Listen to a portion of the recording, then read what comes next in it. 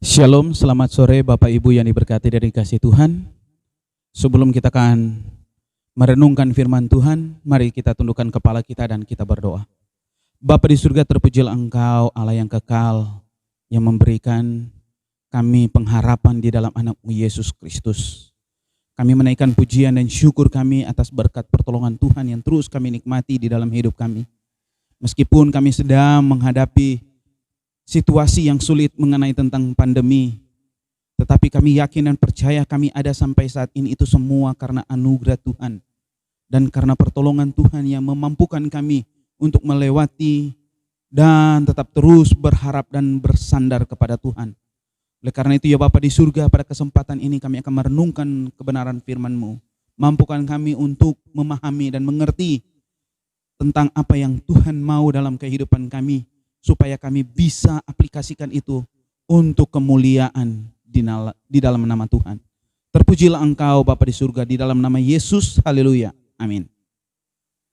Bapak Ibu yang diberkati dan dikasihi Tuhan, mari kita buka bersama-sama perenungan firman Tuhan kita pada kesempatan sore hari ini yang terdapat di dalam 1 Korintus pasal yang pertama ayat yang ke-18 sampai pasal yang kedua ayat yang ke-5. Sekali lagi 1 Korintus pasalnya yang pertama ayat yang ke-18 sampai pasal yang kedua ayat yang ke-5. Firman Tuhan berkata, sebab pemberitaan tentang salib memang adalah kebodohan bagi mereka yang akan binasa. Tetapi bagi kita yang diselamatkan, pemberitaan itu adalah kekuatan Allah. Karena ada tertulis, aku akan membinasakan hikmat orang-orang berhikmat dan kearifan orang-orang bijak akan kulenyapkan. Di manakah orang yang berhikmat? Di manakah ahli Taurat? Di manakah pembantah dari dunia ini? Bukankah Allah telah membuat hikmat dunia ini menjadi kebodohan? Oleh karena dunia dalam hikmat Allah tidak mengenal Allah oleh hikmatnya, maka Allah berkenan menyelamatkan mereka yang percaya oleh kebodohan pemberitaan Injil. Orang-orang Yahudi menghendaki tanda dan orang-orang Yunani mencari hikmat. Tetapi kami memberitakan Kristus yang disalibkan, untuk orang-orang Yahudi suatu batu sandungan dan untuk orang-orang bukan Yahudi suatu kebodohan. Tetapi untuk mereka yang dipanggil baik orang Yahudi maupun orang bukan Yahudi, Kristus adalah kekuatan Allah dan hikmat Allah. Sebab yang bodoh dari Allah lebih besar hikmatnya daripada manusia, dan yang lemah dari Allah lebih kuat daripada manusia. Ingat saja saudara-saudara, bagaimana keadaan kamu ketika kamu dipanggil. Menurut ukuran manusia, tidak banyak orang yang bijak, tidak banyak orang yang berpengaruh, tidak banyak orang yang terpandang. Tetapi apa yang bodoh bagi Allah, bagi dunia, dipilih Allah untuk memalukan orang-orang yang berhikmat. Dari apa yang lemah bagi dunia, dipilih Allah untuk memalukan apa yang kuat. Dan apa yang tidak terpandang dan yang hina bagi dunia, dipilih Allah. Bahkan apa yang tidak berarti, dipilih Allah untuk meniadakan apa yang berarti. Supaya jangan ada seorang manusia pun yang memegahkan diri di hadapan Allah. Tetapi oleh Dia kamu berada dalam Kristus Yesus, yang oleh Allah telah menjadi hikmat bagi kita. Ia membenarkan dan menguduskan dan menebus kita. Karena itu seperti ada tertulis, barang siapa yang bermegah, hendaklah ia bermegah di dalam Tuhan. Demikianlah pula ketika aku datang kepadamu saudara-saudara, aku tidak datang dengan kata-kata yang indah atau dengan hikmat untuk menyampaikan kesaksian Allah kepada kamu. Sebab aku telah memutuskan untuk tidak mengetahui apa-apa di antara kamu selain Yesus Kristus, yaitu Dia yang disalibkan. Aku juga telah datang kepadamu dalam kelemahan dan dengan sangat takut dan gentar. Baik perkataanku maupun pemberitaanku tidak kusampaikan dengan kata-kata hikmat yang meyakinkan, tetapi dengan keyakinan akan kekuatan roh, supaya iman kamu juga jangan bergantung pada hikmat manusia. Bapak Ibu yang diberkati dan dikasihi di dalam Tuhan kita Yesus Kristus, judul khotbah saya pada sore hari ini adalah bermegah dalam hikmat Allah. Menjadi pertanyaannya adalah, mengapa kita harus bermegah dalam hikmat Allah? Sekali lagi, mengapa kita harus bermegah dalam hikmat Allah? Karena di dalam bagian ini ayatnya yang ke-18 sampai ayat yang ke-20, karena dengan hikmat Allah kita bisa mengetahui apa yang terkandung dalam pemberitaan tentang salib Kristus. Sekali lagi, karena dengan hikmat Allah kita bisa mengetahui apa yang terkandung dalam pemberitaan tentang salib Kristus. Apa yang terkandung di dalam pemberitaan tentang salib Kristus tersebut? Ada penebusan, ada pengorbanan, ada anugerah, keselamatan, ada pengharapan, dan ada kekuatan Allah di dalam karya salib tersebut. Bagaimana kita bisa melihat ini? Bagaimana kita bisa melihat semua ini terkandung di dalam karya salib Kristus? Hanya dengan hikmat Allah kita bisa melihat ini semua. Karena hanya dengan hikmat Allah kita bisa melihat bagaimana karya salib tersebut memberikan keselamatan, memberikan pengharapan, memberikan kekuatan, memberikan anugerah dalam kehidupan kita semua. Hanya dengan hikmat Allah. Oleh karena itu Paulus berkata di dalam ayat yang ke-18 dikatakan, sebab pemberitaan tentang salib memang adalah kebodohan bagi mereka yang akan binasa, tetapi bagi kita yang diselamatkan pemberitaan itu adalah kekuatan Allah. Di dalam pemberitaan salib tersebut ada keselamatan, ada kekuatan Allah. Dan bukan hanya itu saja, ada terkandung penebusan dan terkandung pengharapan di dalamnya. Hanya dengan hikmat Allah kita bisa melihat semua.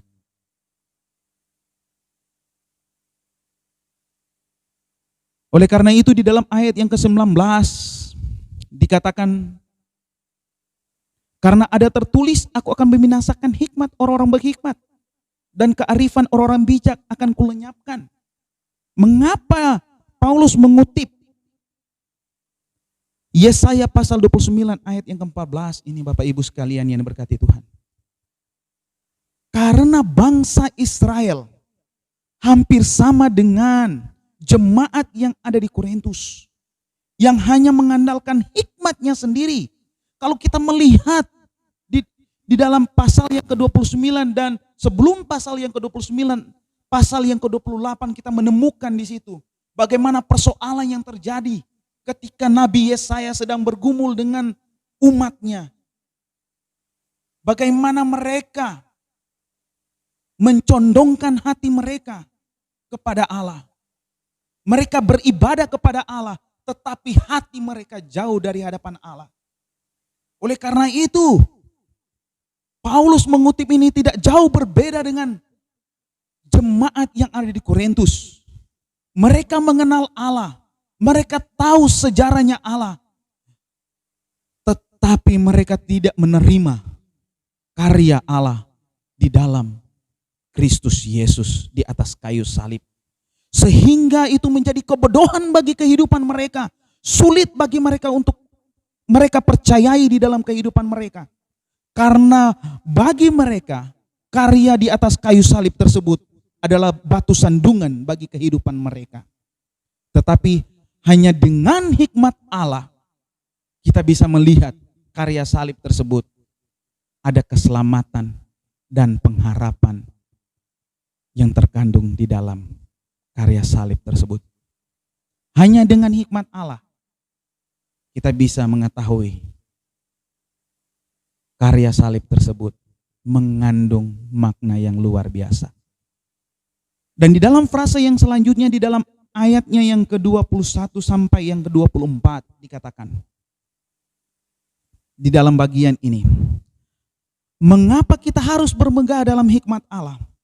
Karena dengan hikmat Allah kita bisa mengenal Allah dan menerima keselamatan daripada Allah. Ingat, sekali lagi saya katakan, mengapa kita harus bermegah dalam hikmat Allah? Karena di dalam ayat yang ke-21 sampai 24 mengatakan, karena dengan hikmat Allah kita bisa mengenal Allah dan menerima keselamatan dari Allah. Bagaimana kita bisa mengenal Allah secara pribadi? Bagaimana kita bisa mengenal karya-karya Allah di dalam kehidupan kita? Bagaimana kita bisa melihat rencana Allah di dalam kehidupan kita sebagai umat yang percaya kepada Dia? Bagaimana kita bisa melihat pertolongan Allah di dalam kehidupan kita? Kalau kita tidak melihat itu dari hikmat Allah, kalau kita tidak menggunakan hikmat Allah, bagaimana kita bisa mengenal Dia secara pribadi? Kalau kita tidak menggunakan hikmat Allah, bagaimana kita bisa mengenal karya penebusannya di dalam kehidupan kita? Hanya karena dengan hikmat Allah, kita bisa dimampukan mengenal Dia lebih dalam. Oleh karena itu, bukan hanya karena dengan hikmat Allah kita bisa mengenal Allah, tetapi karena dengan hikmat Allah juga kita bisa menerima keselamatan dari Allah. Oleh karena itu dikatakan dalam ayat yang ke-21 dikatakan seperti ini. Oleh karena dunia dalam hikmat Allah tidak mengenal Allah, Allah mengenal Allah oleh hikmatnya, maka Allah berkenan menyelamatkan mereka yang percaya oleh kebodohan pemberitaan Injil. Bagaimana kita bisa mengenal Allah? Secara pribadi. Kalau kita menggunakan hikmat dunia ini. Menggunakan dengan cara hikmat dunia ini. Karena itu Paulus mengatakan dalam bagian ini. Oleh karena dunia dalam hikmat Allah tidak mengenal Allah. Hikmat dunia tidak bisa mengenal Allah secara pribadi. Hanya dengan hikmat Allah kita bisa mengenal Dia. Hanya dengan hikmat Allah kita bisa berkenan lebih mengenal Dia secara mendalam. Dan oleh karena itu di dalam ayat yang ke-22 dikatakan orang Yahudi menghendaki tanda dan orang Yunani mencari hikmat. Tetapi kami memberitakan Kristus yang disalibkan untuk orang-orang Yahudi suatu batu sandungan dan untuk orang-orang bukan Yahudi suatu kebodohan. Tetapi untuk mereka yang dipanggil baik orang Yahudi maupun orang bukan Yahudi, Kristus adalah kekuatan Allah dan hikmat Allah.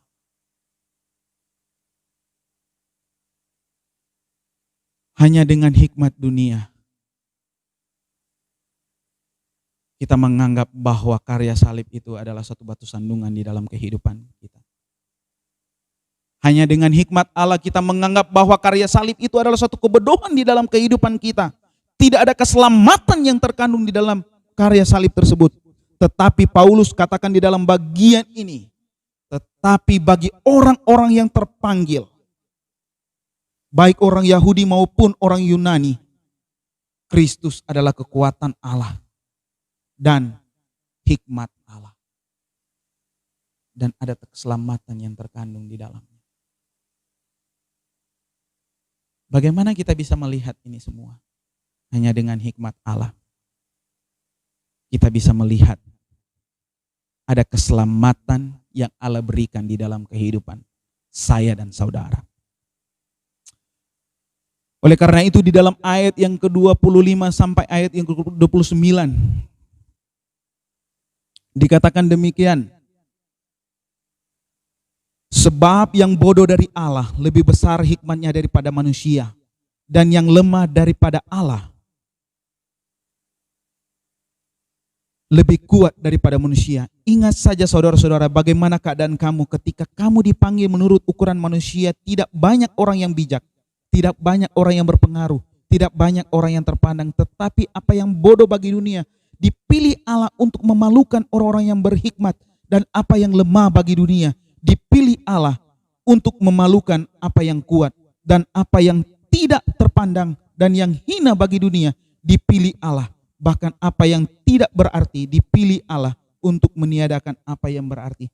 Supaya jangan ada seorang manusia pun yang memegahkan diri di hadapan Allah. Mengapa kita harus bermegah dalam hikmat Allah? Karena dengan hikmat Allah kita bisa melawan dunia ini. Karena mengapa? Karena menurut manusia ukuran dunia ini menjadi standar ukuran bagi orang-orang yang tidak mengenal akan Allah. Ukuran dunia ini menjadi ukuran yang sangat mutlak bagi mereka. Oleh karena itu, bagaimana kita bisa melihat kehidupan orang-orang yang percaya, yang penuh dengan kesulitan, penuh dengan tantangan, penuh dengan pergumulan di dalam kehidupan mereka. Hanya dengan hikmat Allah kita bisa menang melawan dunia ini.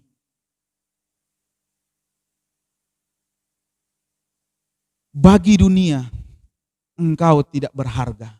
Bagi dunia, engkau tidak berarti.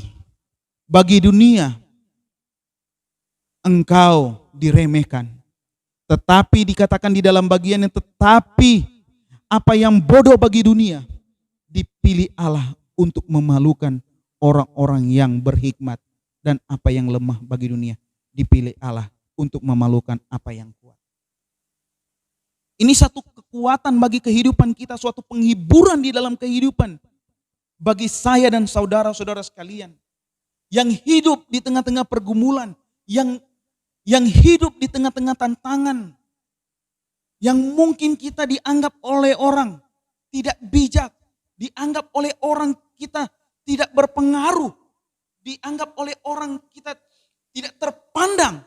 Tetapi di dalam bagian ini menjadi satu penghiburan di dalam kehidupan kita bahwa ukuran Allah, penilaian Allah berbeda dengan penilaian dunia ini. Oleh karena itu, bagaimana kita bisa melihat semua itu? Hanya dengan hikmat Allah kita bisa melihat bagaimana penilaian Allah tersebut. Dan sehingga kita bisa memiliki kemenangan melawan dunia ini, berjalan, tidak terus melihat bagaimana penilaian dunia ini, tetapi memandang terus kepada karya salib Kristus. Ada kemenangan di dalam setiap orang yang percaya, karena tidak terpengaruh dengan apa penilaian dunia ini. Karena hanya dengan hikmat Allah kita bisa memiliki kemenangan. Mungkin di mata dunia engkau direndahkan. Mungkin di mata dunia engkau disepelekan. Tetapi di mata Tuhan engkau berharga dan bernilai. Apakah itu bukan suatu hal yang luar biasa yang bisa kita dengarkan ketika kita dipuji, kita diberikan penghargaan oleh Allah Sang Pencipta kita. Hanya karena dengan, sekali lagi, hanya karena dengan hikmat Allah kita bisa melawan dunia ini. Oleh karena itu di dalam ayat yang ke-30 sampai ayat yang ke-31, mengapa kita harus bermegah dalam hikmat Allah? Karena dengan hikmat Allah kita bisa dibenarkan dan dikuduskan dan ditebus. Dalam ayat yang ke-30 dan 31 dikatakan, tetapi oleh Dia kamu berada dalam Kristus Yesus, yang oleh Allah telah menjadi hikmat bagi kita. Ia membenarkan dan menguduskan dan menebus kita. Karena itu seperti ada tertulis, barang siapa bermegah, hendaklah ia bermegah di dalam Tuhan. Mengapa kita harus bermegah dalam hikmat Tuhan? Karena dengan hikmat Allah kita bisa dibenarkan. Karena dengan hikmat Allah kita bisa dikuduskan. Karena dengan hikmat Allah kita ditebus. Bagaimana kita bisa melihat itu? Hanya karena dengan hikmat Allah. Karya Yesus di atas kayu salib memberikan bagi kita supaya kita bisa dibenarkan di dalam karyanya. Dulunya kita tidak dibenarkan karena dosa-dosa kita. Tetapi ketika kita mengenal akan Dia, kita dibenarkan di dalam karya Kristus. Dulunya kita terpisah dengan Allah. Dulunya kita terpisah jauh dengan Allah karena dosa-dosa kita. Tetapi ketika kita mengenal akan Kristus Yesus, menerima Dia sebagai Tuhan dan Juru Selamat, Allah menguduskan kita, memisahkan kita menjadi umat yang dikuduskannya. Diambil dari kehidupan kita yang lama, dipisahkan dari kehidupan kita yang lama, dan dikuduskan di dalam Kristus Yesus.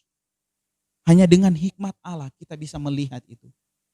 Maka dari itu, jika kita mengaku bahwa kita adalah orang yang percaya kepada Dia, berarti bahwa kehidupan kita yang ada di masa lalu berbeda dengan masa yang sekarang.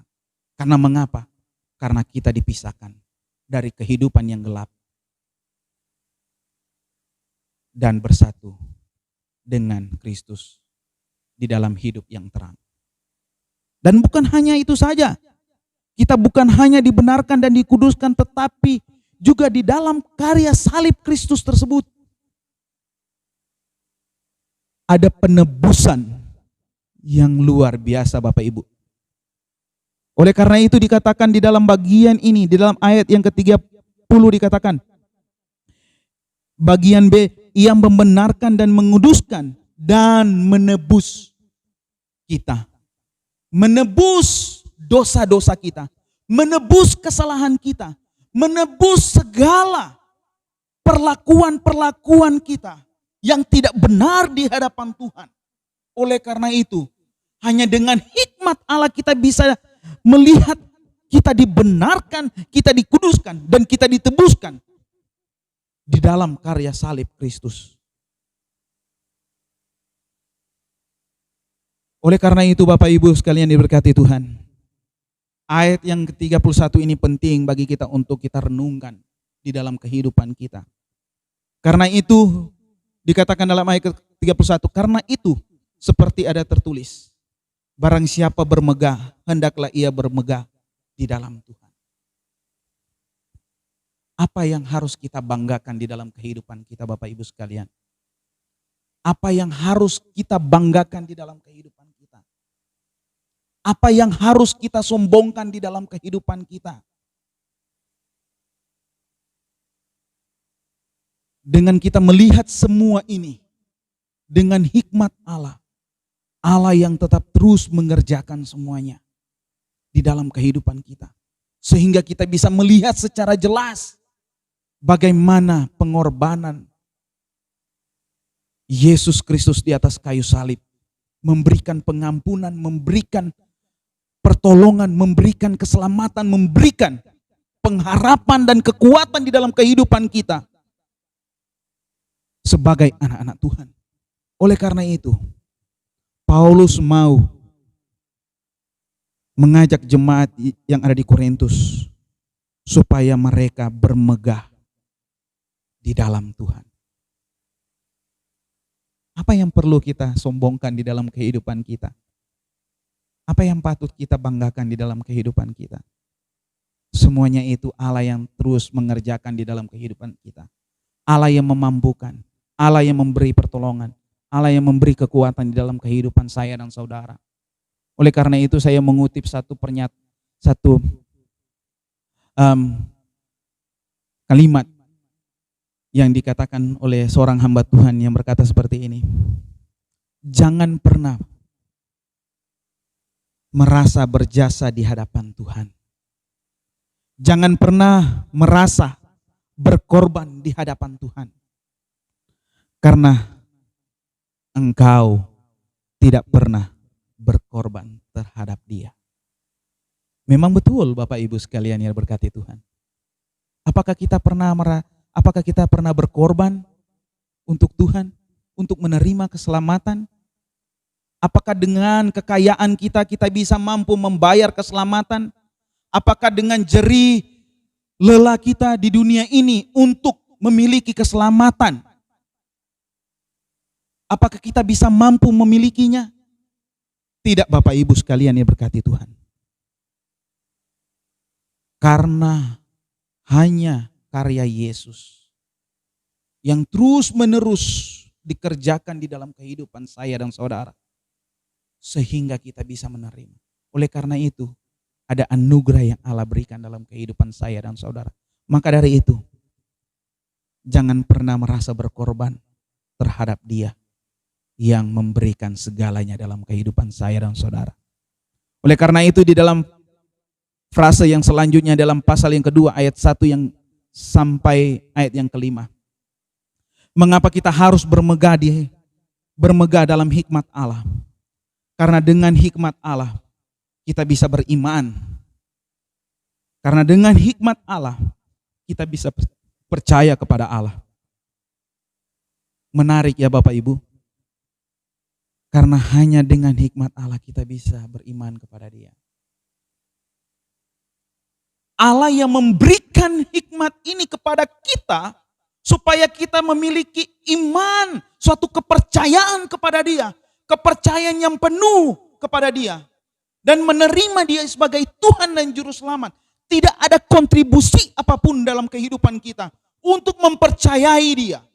Tetapi karena anugerah Allah atau karena hikmat Allah yang diberikan di dalam kehidupan saya dan saudara, sehingga kita memiliki iman, suatu keyakinan yang kita percayai kepada Dia sebagai Tuhan dan Juru Selamat. Karena dengan hikmat Allah kita bisa beriman kepada Dia. Karena dengan hikmat Allah kita bisa percaya kepada Dia. Oleh karena itu Paulus katakan dalam pasal yang kedua ayat yang pertama sampai ayat kelima dikatakan, demikian pula ketika aku datang kepadamu saudara-saudara, aku tidak datang dengan kata-kata yang indah atau dengan hikmat untuk menyampaikan kesaksian Allah kepada kamu. Sebab aku telah memutuskan untuk tidak mengetahui apa-apa di antara kamu sekalian. Yesus Kristus, yaitu Dia yang disalibkan. Aku juga telah datang kepadamu dalam kelemahan dan dengan sangat takut dan gentar, baik perkataanmu maupun pemberitaanku. Tidak kusampaikan dengan kata-kata hikmat yang meyakinkan, tetapi dengan keyakinan akan kekuatan roh. Saya senang dengan kejujuran Rasul Paulus di dalam bagian ini. Ayat yang pasal yang kedua, ayat yang pertama sampai ayat yang keempat. Dia mengatakan bahwa dia menyampaikan suatu berita keselamatan, berita salib Kristus tersebut bukan karena hikmatnya sendiri, karena dia tahu dia penuh dengan kekurangan, karena dia menganggap bahwa dirinya merasa takut ketika dia menyampaikan satu berita kebenaran Injil kepada jemaat-jemaat yang ada di Korintus. Tetapi dia berkata dengan terus terang bahwa apa yang dia sampaikan ini semua karena berkat pertolongan Tuhan. Tuhan yang memampukan dia supaya pemberitaan itu yang dia sampaikan dengan kata-kata hikmat dan keyakinan itu berasal daripada Allah. Oleh karena itu di dalam ayat yang kelima dikatakan supaya iman kamu jangan bergantung pada hikmat manusia, tetapi pada kekuatan Allah. Oleh karena itu Bapak Ibu yang diberkati dan dikasihi Tuhan, penting untuk kita memahami ini supaya kita tidak mengandalkan hikmat kita sendiri atau menurut pemikiran dunia ini. Tetapi marilah kita menjalani kehidupan di dunia ini, minta hikmat kepada Allah supaya Dia memberikan pertolongan di dalam kehidupan kita, supaya kita bisa melihat karya-karya Allah, kebaikan Allah di dalam kehidupan kita, meskipun kita sedang menghadapi situasi yang sulit. Seperti di dalam ayat yang kelima ini, harapan Paulus supaya jemaat jangan bergantung pada hikmat manusia. Karena hikmat manusia adalah kebodohan di mata Allah.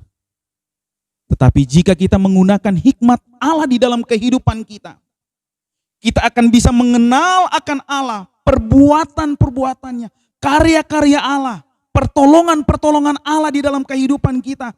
Meskipun kita sedang menghadapi situasi-situasi yang sulit dengan pandemi, tetapi kita bisa melihat bagaimana kasih sayang Allah di dalam kehidupan kita dan kebaikannya di dalam kehidupan kita. Hanya dengan hikmat Allah kita bisa meyakini bahwa Allah itu adalah Allah yang baik, Allah yang perkasa, pengasih dan penyayang dalam kehidupan saya dan saudara. Oleh karena itu, mengapa saya katakan, mengapa kita harus bermegah dalam hikmat Allah? Karena dalam hikmat Allah kita bisa mengenal Dia secara dalam. Kita bisa mengenal Dia secara pribadi. Kita bisa mengenal Dia melalui karya-karya pertolongannya di dalam kehidupan saya dan saudara. Amin firman Tuhan. Mari kita tunduk kepala, kita satu dalam doa. Bapa di surga, kami bersyukur dan berterima kasih atas firman Tuhan yang sudah kami renungkan bersama-sama pada kesempatan hari ini. Tuhan berkati kami semua di dalam menjalani kehidupan ini. Kami tahu bahwa kami sedang menghadapi situasi-situasi yang sulit, apalagi mengenai tentang pandemi ini. Tetapi bagaimana kami bisa melihat ada kebaikan Tuhan, ada kasih Tuhan, ada pertolongan Tuhan di dalam kehidupan kami. Hanya melalui dengan hikmat Allah kami bisa melihat semua ini. Hanya dengan hikmat Allah kami bisa melihat ada kasih karunia Allah. Hanya dengan hikmat Allah kami bisa melihat ada pertolongan Allah. Hanya dengan hikmat Allah kami bisa melihat ada keselamatan. Oleh karena itu ya Bapa di surga, tolong kami supaya kami tetap terus bisa mengakui Engkau sebagai Allah kami yang penuh kasih, setia, dan penolong dalam kehidupan kami. Terpujilah Engkau Tuhan, di dalam nama Tuhan Yesus Kristus, Allah yang hidup, Allah yang perkasa, dan memberikan keselamatan dalam kehidupan kami. Amin.